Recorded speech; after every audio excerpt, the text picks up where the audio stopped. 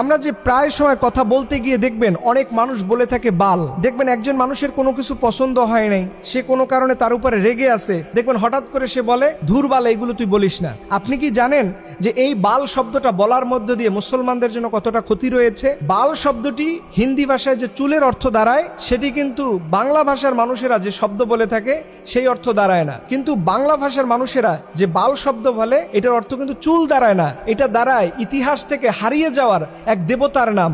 যেই দেবতা সম্পর্কে আল্লাহ পাক আমাদেরকে সতর্ক করে বলেছেন 37 নম্বর সূরার 125 নম্বর আয়াতে যে তোমরা বাল দেবতার অনুসরণ করো না। আল্লাহ পাক বলছেন আতাদউনা বালাউ ওয়া তাযারুনা আহসানাল খালিকিন। আল্লাহ বলছে তোমরা কি বালকে ডাকবা এবং সর্বশ্রেষ্ঠ স্রষ্টাকে তোমরা কি ভুলে যাবা, পরিত্যাগ করবা? এই বাল শব্দটা আল্লাহ পাক কোরআনের মধ্যে বলেছেন। এই বাল শব্দটা সেমিটিক শব্দ, যার অর্থ দাঁড়ায় দেবতা বা স্রষ্টা, বা আমরা যে আল্লাহ বলে সম্বোধন করি ঠিক একই রকম অর্থ দাঁড়ায়। এটা আসলো কোথা থেকে? আপনাদের মনে প্রশ্ন থাকতে পারে, হুজুর এটা আসলো কোথা থেকে? এটা আসছে মুসা আলাইহিস সালাম যখন আল্লাহর নির্দেশে 40 দিনের একটা ধ্যান করার জন্য তুর পাহাড়ে গেলেন, তখন ওনার যে অনুসারীরা ছিল তাদেরকে বলছে তোমরা যতটুকু আল্লাহর পক্ষ থেকে নিয়ম পেয়েছো এটাই মানবা। কিন্তু তার মধ্যে একজন ছিল সামিরি নামের। এই সামিরি কি করলো, হঠাৎ কিছুদিন যাওয়ার পরে সে একটা গরুর মূর্তি করলো এবং এই গরুর পূজা শুরু করলো। দেখবেন এই সামিরির যে তৈরি করা যে গরুটা ছিল, সেই গরুর যে শিং ছিল, শিংয়ের মাঝখানে দেখবেন সূর্য দেখা যায়। ঠিক এই বাল দেবতাটাও এই একই রকম, এবং মিশরীয় সভ্যতায় অনেক মূর্তির মাথার ভিতরে দেখবেন দুই পাশে দুইটা শিং থাকে এবং মাঝখানে সূর্য থাকে।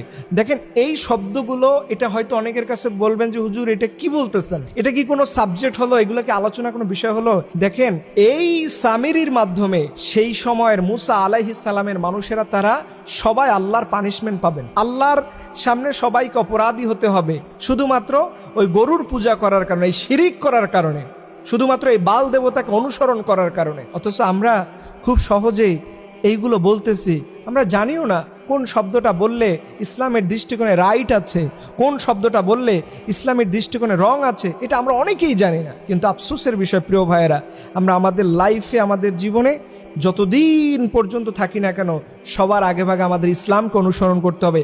ইসলামকে বাদ দিয়ে পৃথিবীর কোনো তন্ত্রমন্ত্র বিশ্বাস করা যাবে না।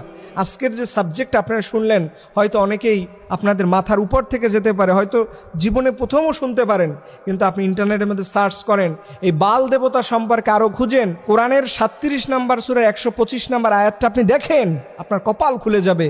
আপনি যদি এই ভুলটা, এই শব্দটা বলা থেকে নিজেকে বিরত রাখতে পারেন,